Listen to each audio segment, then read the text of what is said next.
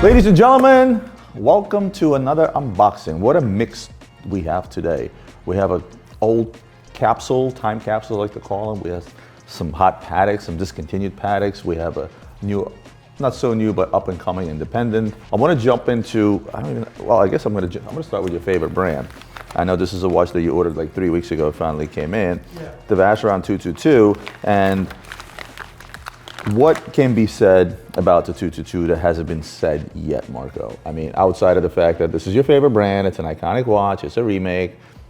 It did well, it's reasonably priced, I feel like. Yeah. No, I mean, I think 𝗙𝗃𝗃 just knocked it out of the park, right? It's a brand that was up and coming at the time. Obviously, they've come down significantly in price. And this was one that a customer of mine reached out to me. He had placed an order with 𝗙𝗃𝗃. And this was, going back 6 months ago, and he still hasn't taken. What's the retail on the watch? I think right around like 75 or 70. And what are they trading at? Right around there. So I sold this for 75,000. Okay, so this is a watch that for retail. So this is like getting a Royal Rose Gold at retail. Yeah, exactly, right? So he was like, listen, I'm just fed up with waiting. Can you just get the watch for me? I said, yeah, absolutely. And so I was able to get the watch for him and locked it down. And he's going to get a new 𝗙𝗃𝗃222. I think the size is perfect. The proportions are great. The bracelet is phenomenal. And do you see Vacheron expanding on this?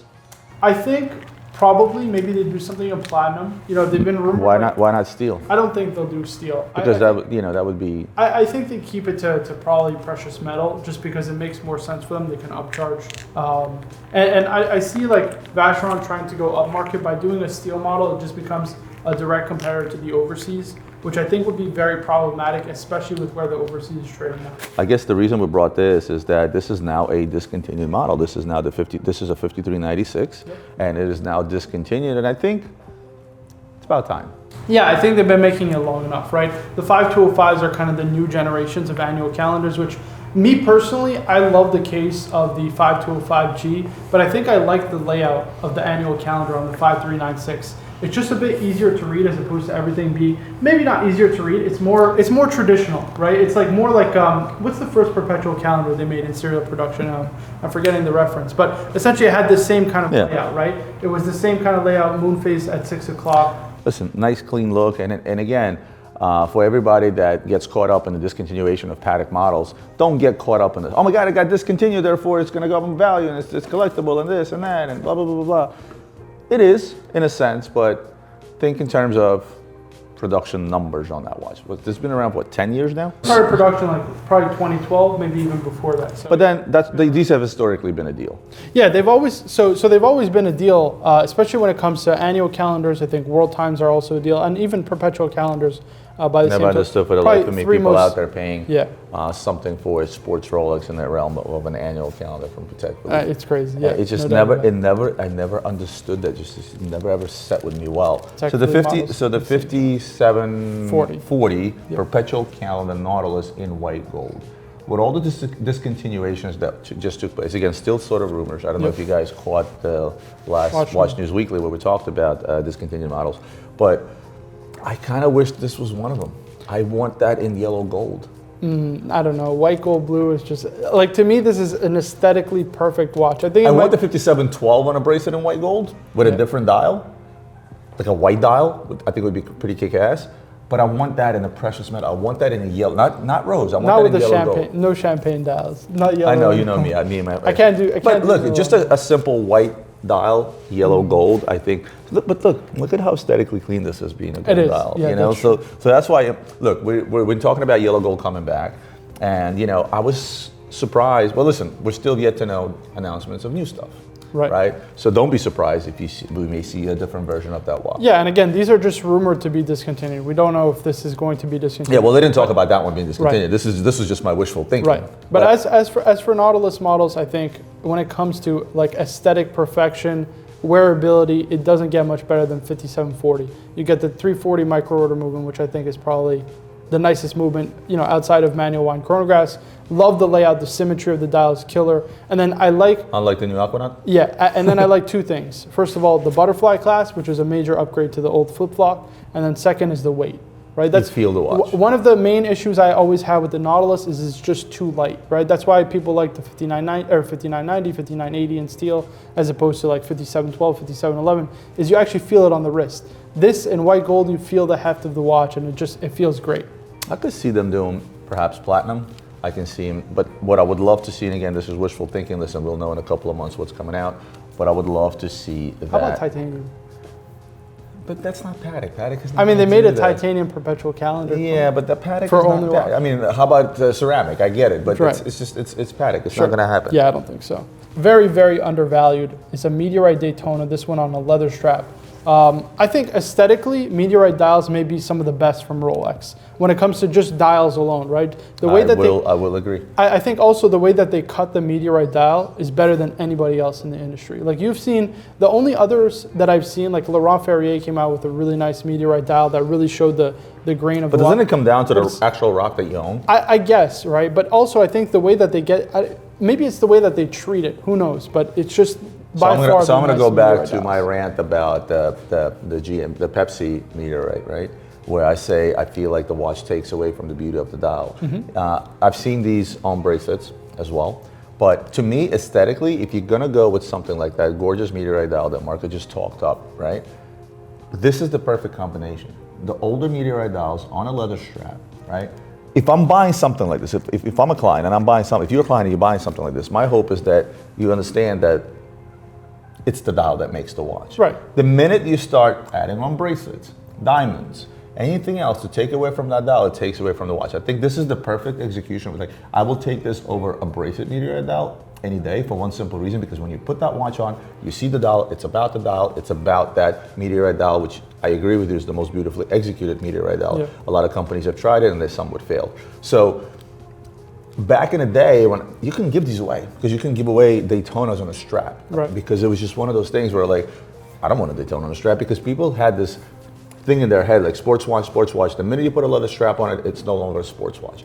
That has changed over time. So now to go backwards, these things are trading what, around just under 50,000 now? Yeah. Mid 40s. On a strap, you're going to get it under 45,000, and this one is full set. It's super clean. I mean, the one thing that's always tough is these older Daytonas can be polished to bits, especially the bezel. This one is in spectacular condition. Yeah, so these are more or less neo vintage, and when it comes to vintage, it's all condition.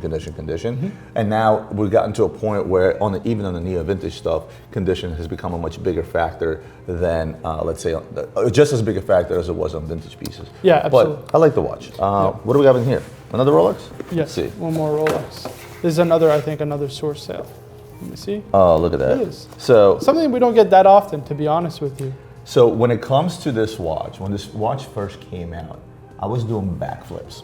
I'll explain to you why. Because at the time, you had no option for a big Rolex watch, because it came out around the time when bigger was better. And yes, even Rolex, the king of watches, jumped on a bandwagon just the same, knowing that, look, if I'm going to keep up with the market, I have to produce a watch that's large, a 43mm behemoth. And what I loved about it is just a big chunk of gold. Right. The blue bezel works. Everything about it works. Just a nice big option, and no wonder it's been in the catalog for that long. The white gold was a bit of a flop, because it was not as good looking aesthetically. When they came out with the steel, the two-tone, that worked as well. Also, white gold Rolex typically doesn't do that well, right? Like white gold Daytonas were a dog, white gold subs are a dog, you know, or they were at least. They always have been. Yeah. Because people are saying to themselves, why pay the precious metal? Why pay the precious metal price when I can put on the stainless steel and have the same look? Yep. But what's the market price on these nowadays? I actually sold this for right around retail. So I sold this for $45,000, which again is right around retail minus tax. You can find older year under retail. So yeah, it goes back to the video that we did where, you know, majority of precious metal Rolexes today, you're going to find them trading at list. Like I mean, Yachtmaster 2 is a softer line by today's standards, just because, again, it's a bigger watch. How about this? Diamonds. Or Italian diamond. This is a nice watch. FP Journe Elegante, ladies version, with a diamond bezel. Is it a ladies version though? It is. We've sold those to men. I mean, it's a unisex option, because the size of this, although it's 40mm, is still very, very well proportioned to let's for a man if you have a smaller wrist. That would be me, except the strap is fit for a lady, but let's see. So not a single one has it sits well on the wrist. I actually do like the diamonds on the side if you like a little bit of diamonds. So to me, like, this is a watch I would wear just the same. Fair enough. You probably wouldn't. I mean, listen, it's definitely a unisex option for anybody who likes a more mid-sized watch, because it's not small by any stretch. This one is a bit of a... Let's do one more. Let's just say this is a bit... More special. More special, yes. Yeah, for sure. This is the 𝗙𝗵𝗲 Sport. A recent what did you call it? 𝗙𝗵𝗲𝗍? 𝗙𝗵𝗲? I always thought it was a centigraph. Centigraph. whatever. Same difference. 𝗙𝗙 Sport. This is gorgeous. Which is absolutely beautiful with that frosted. Talk a little bit about because you have all these companies, they come up with fancy names for certain complications. Some of it sometimes means something, some of it doesn't. But in the case of 𝗙𝗙, it actually does. Explain the complication, dumb it down a little bit. Yeah, sure. So there's 3 subdials on the actual dial, right? So if you're looking at the top left will be the 1/100th of a second, if I'm not mistaken. Yes, this is 2 minutes, 2 minutes, every 2 minute interval, and then 10-minute interval on the actual dial, right? So the idea is you're calculating something that's moving at a rapid speed, and this allows you to do that. It allows you for small increment of measurement is what it allows you to do. But although who really uses the chronometer? Nobody really uses it, but think in terms of created this mechanical marvel. This is. Let me ask you a question: Renaissance or 𝗙𝗙? Resonance for sure. Resonance. Yeah. I think for 𝗙𝗵 Journe, I mean, it goes like the Grand. But are you saying that because that's the one watch that every Journe collector wants, like the Holy Grails and stuff like that? Yeah. Or from a complication perspective? From a complication standpoint, because what you get is not only the the resonance feature, but he also mounts 2 repertoires on each movement, also to ensure greater accuracy. When he released that, it was like groundbreaking for the time. But I think this is just as innovative. But a chronograph is also so difficult to execute. It's one of the most complicated especially at this high of a rate because of the loss in amplitude, right? So very, very impressive nonetheless. Guys, I appreciate so much you tuning in. Now, one thing that we do ask, if you made it to the end of the video, and if you do enjoy our content and you're not a subscriber, I ask you to hit the subscribe button. We set some goals for our YouTube content this year. We would love to hit 100,000 on the Luxury Bazaar channel. We're trying to hit 1 million on the Roman Sharks channel. So if you're not a subscriber and you do enjoy this content, hit the subscribe button, hit the like button, comment. And if you want more content like this and you don't have the time to watch a 20-minute video, make sure you follow all of our people on their Instagram channels where we put out shorter form content that is both knowledgeable, entertaining, and fun, if you ask me. So see you next week.